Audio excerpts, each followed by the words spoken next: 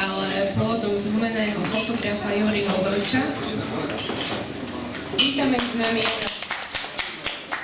jeho spoluautorku k výstave Kristinu Krausovú a taktiež pána Petra Neuwirtha, koordinátora regionálnej spolupráce z projektu Metropolitana z EHMK. Teraz poprosím známeho fotografa Juriho Dojča, aby nám vlastnými slovami predstavil kúsok svojej tvorby, ktorú za malú chvíľu uvidíme v synagóge vedľa. Odškrtujem to známeho, ja som len fotograf. Vítam vás na túto výstavu. Ako viete, toto je projekt, ktorý už ide niekoľko rokov a výsledom toho projektu je putujúca výstava, jedna z Severnej Ameriky a jednej v Európe a kniha Last Folia, ktorá ide s tou výstavou. A táto výstava, dalo by sa povedať, že je už svetová, lebo putuje už niekoľko rokov, prišla až sem a kam nasleduje ďalej po Košiciach. Ja sa prvom, že ja som veľmi rád, že po tej výstave v Košiciach, lebo ja som túto synagógu fotil pred 5 rokmi, alebo že viac. A vždycky sme si mysleli, že toto je určite najkrajšie miesto, kde sa táto výstava môže robiť. A fyzicky a historicky. Že také obrazy a táto synagóga ich dohromady. Máte na výstave nejaké vaše najobľúbenejšie vody, ktoré vás chytili za srdce? Ja som povedal, že všetky sú obľúbené, populárne, všetky sú dôležité, ale sú tam niektoré kľúčové fotky. Jedna je tá veľká fotka, ktorá reprezentuje knižnicu, kde sme sa prvýkrát stretli s knihami, lebo projekt nebolo kniha, ale o ľuďoch. A druhá je fotka môjho otca, ktorá je posledná fotka, ktorú som s ním robil. To bolo 2 týždne po jeho smrti. Takže to bolo kľúčové, že tam sa niečo rozumie. A teraz predám slovo spoluautorke Kataríne Krausovej. Ako ste spolupracovali s pánom fotografom na tejto výstave? Začali sme spolupracovať v roku 2005, keď som prvýkrát videla jeho portréty, na ktorých on už pracoval niekoľko rokov, teda skoro 10 rokov, keď sme sa zoznámili. A navrhla som, že by bolo dobré možno natočiť príbehy niektorých z týchto ľudí.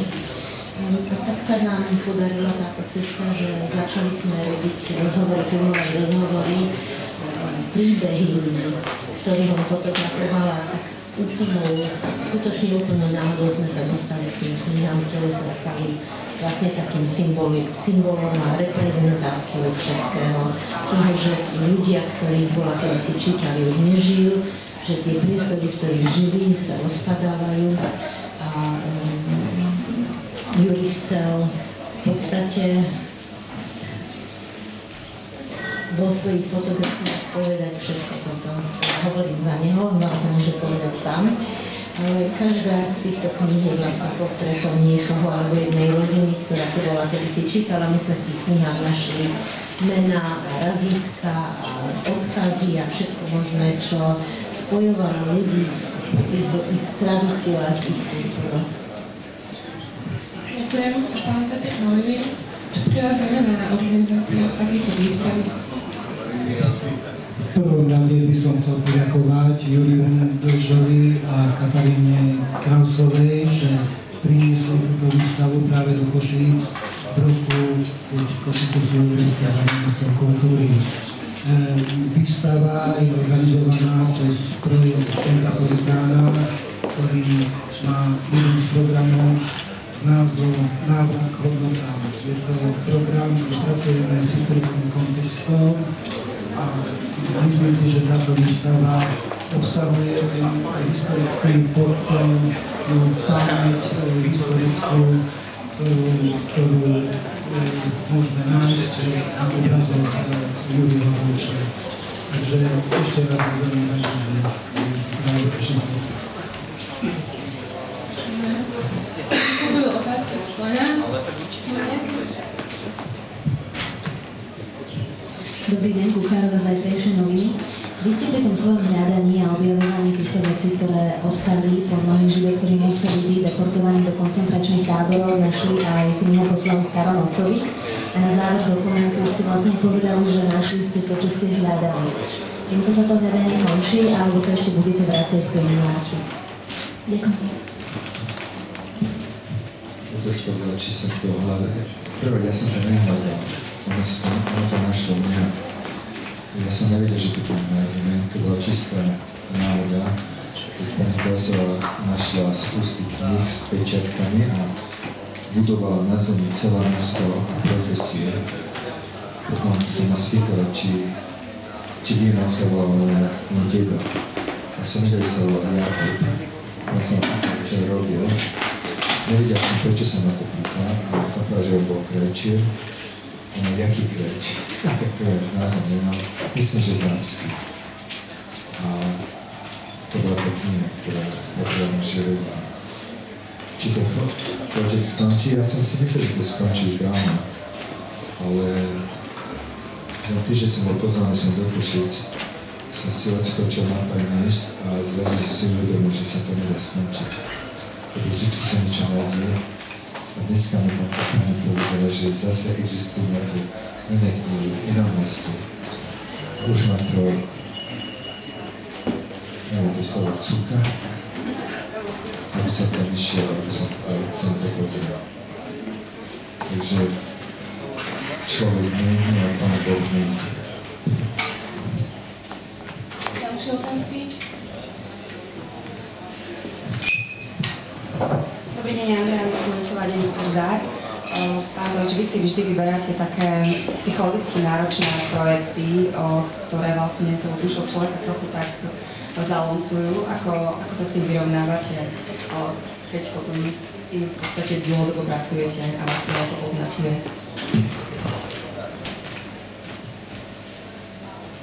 Oni nie sú všetky také ťažké. Ja to veľmi rýchlo vybalancujem.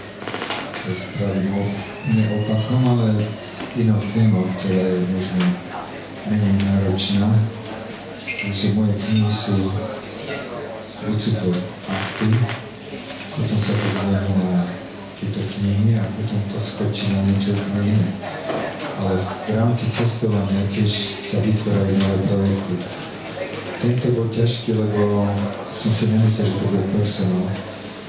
Nakoniec sa to stalo osobne. A je to challenge, že človek sa sám seba skúša, že jak ďaleko to môže dať. Keď som to začal, tak keď som urobil 2 alebo 3 knihy, tak to človeka totálne nechane vyčerpalo.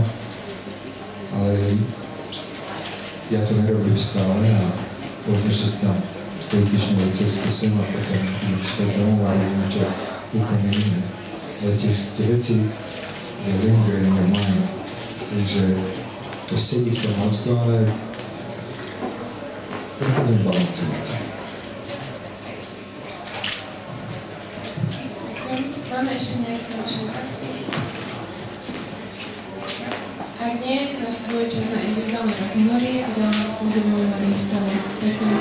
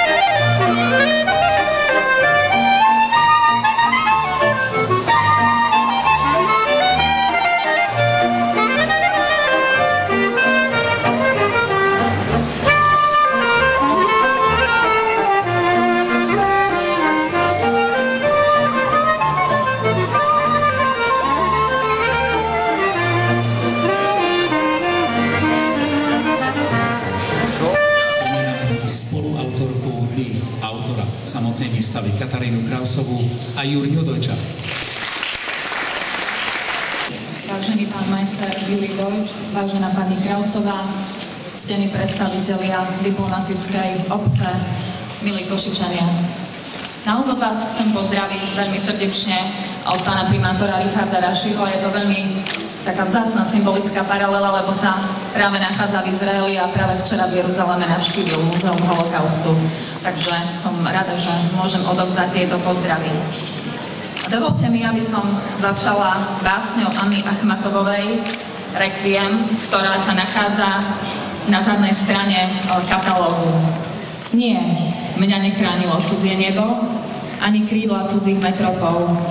Bola som v tom čase, ľud môj, s tebou, tam, kde ty si na nešťastie bol.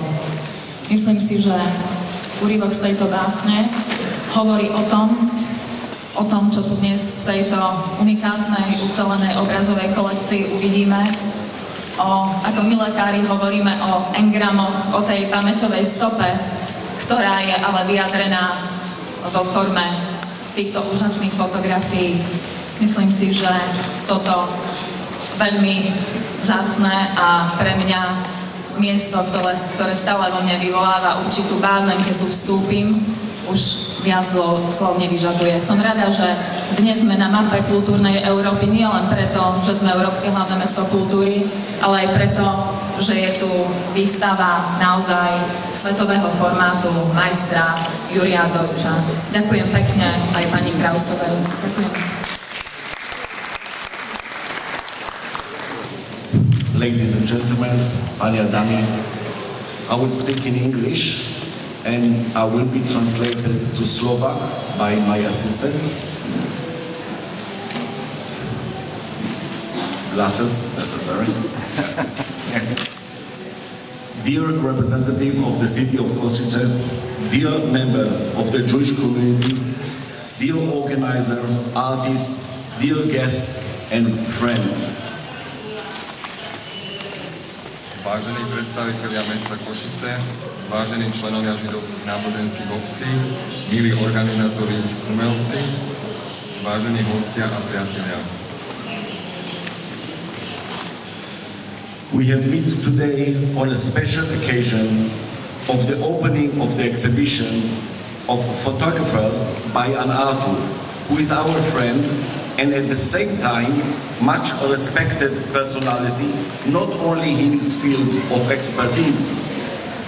We could have met in any modern and spacious gallery, but I am sure we will all agree that there is no more symbolic place for this exhibition than the premises of this synagogue.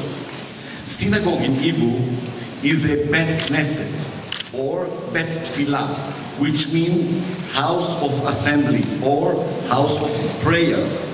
However, this specific synagogue, as in the case of many other synagogues in Slovakia, does not serve its original purpose anymore.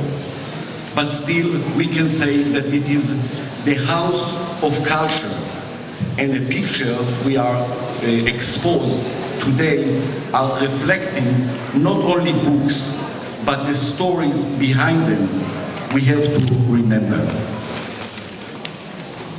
Zišli sme sa tu dnes pri tejto výnimočnej udalosti otvorenia výstavy fotografií.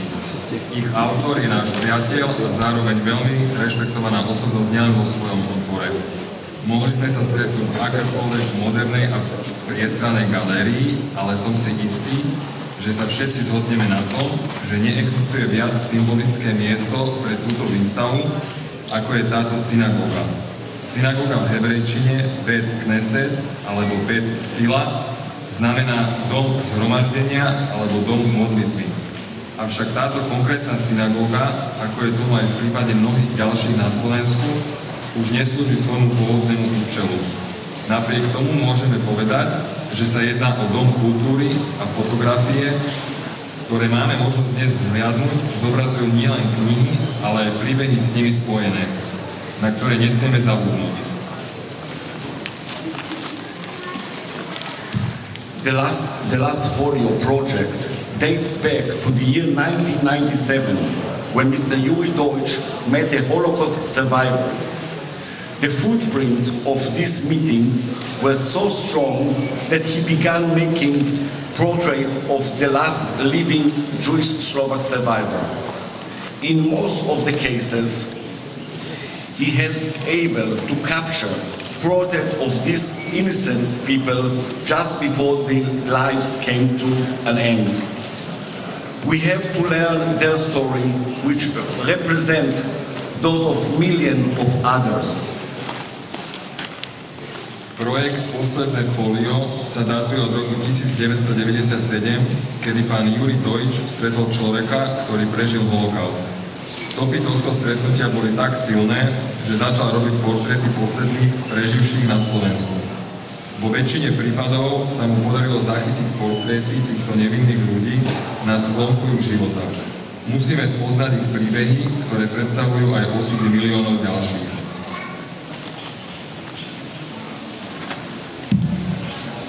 As a result, we are obliged to condemn any expression of hatred or intolerance and educate for peaceful coexistence in an open society without any prejudice. The project had further developed into photograph of abandoned synagogue and Jewish cemeteries, and was crowned by collection of project of books which were left behind. Book play significant role not only in the Jewish faith and tradition, but also for individual and families. Therefore, it was decided by the author that they also deserve a portrait which reflect how they were suddenly left behind by their owner, who had been violently dragged to their death. So a portrait of this book also represents a monument to those who died anonymously in a mass destruction of the Jewish people during the Holocaust. A preto sme povinní odsúdiť akýkoľvek prejav rasovej nenávisti a intolerancie a vychovávať k spolužitiu k otvorenej spoločnosti bez predsudkov. Projekt sa ďalej vyvinul do fotografovania opustených synagóg a židovských cintorínov a bol korunovaný zbierkou portrétov kníh. Knihy hrajú významnú úlohu nielen v židovskej viere a tradícii, ale aj pre jednotlivcov a rodiny. Preto sa autor rozhodol, že aj oni si zaslúžia portrét, ktorý odráža, ako boli náhle zanechané ich pôvodnými vlastníkmi, ktorí boli násilne presunutí na istú smrť a už nikdy sa neboli schopní k nim vrátiť. Takže portréty týchto kníh tiež predstavujú pamätník tým, ktorí zomreli v anonyme v masovom vyvražďovaní židovských občanov v období holokaustu. Yuri Deutsch has been continuing in the work of his father, and through his own camera angle, he brings the past to the present and present the Jewish culture heritage in this country. As an official representative of the State of Israel in the Slovak Republic, I would like to express our deepest gratitude to the work which has been conducted under leadership of Mrs. Yuri Deutsch and Mrs. Katja Kraus, and has resulted into this impressive and respectful portfolio of art. I certainly do hope it is not your last folio. Yuri Deutsch pokračuje v práci svojho otca a cez svoj vlastný uhol kamery sa snaží preniesť minulosť do súčasnosti a zachovať tak židovské kultúrne dedičstvo tejto krajiny. Ako oficiálny zástupca štátu Izrael na Slovensku by som chcel vyjadriť svoju najhlbšiu vďaku za prácu, ktorá bola vykonaná pod vedením pána Juriho Deutscha a pani Katy Krausovej a ktorá vyústila do inšpirujúceho a rešpekt vzbudzujúceho portfólia umenia. Pevne verím, že to nie je vaše posledné fólio. I am myself an ancestor of one of the first professional photographers in Israel. And that is also a reason I have a personal motivation to be here today and appreciate this exhibition. Let me conclude right here with words of hope for the peaceful future of all of us. I would like to wish you all a pleasant artistic experience as far as our pleasant memorial can go. Thank you for your participation here.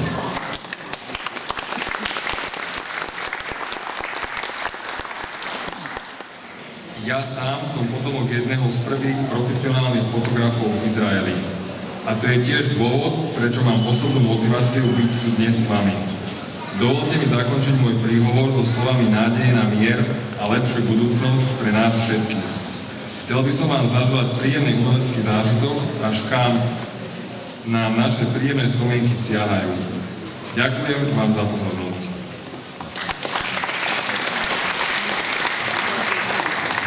Ďakujem pekne, dámy a páni, pánovi konzulovi izraelského veľvyslanectva a o nasledujúce slovami dovolte požiadať predsedu židovskej náboženskej obce v Košiciach, pán Pavol Sitár.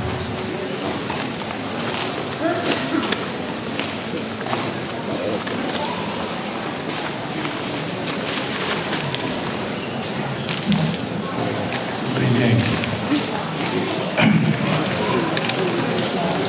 Pred 2 týždňami nie túto sobotu, ale sobotu pred týždňom, Židia na celom svete čítali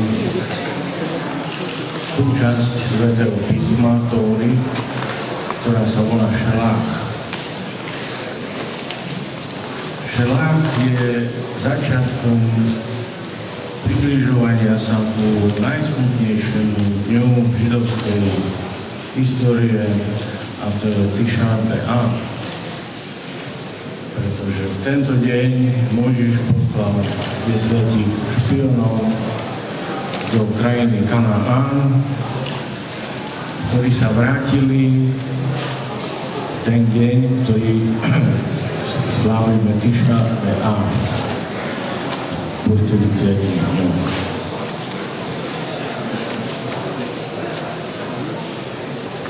Prvý chrám, ktorý postavil král Šalamún, bol v deň Tisha B'Av podľa židovského kalendára 3175 zničený. Druhý chrám, ktorý postavil Ezra a Nehemiáš, bol zničený v Tisha B'Av podľa židovského kalendára v roku 3830. Rímania porazili povstanie Bar Kochbu a zničili mesto Betar, kde zavraždili vyše 100 000 Židov 9. Áva podľa židovského kalendára 3892. Potom, keď bolo povstanie Bar Kochba potlačené o rok neskôr na Tisha B'Av, bolo rozorané celý priestor bývalého chrámu a takto Rímania dúfali, že Židia na svoj chrám zabudnú. Židia boli vyhnaní z Anglie 25. júla 1290, ktorý bol Tisha B'Av podľa židovského kalendára 5050. Židia boli vyhnaní z Francúzska 21.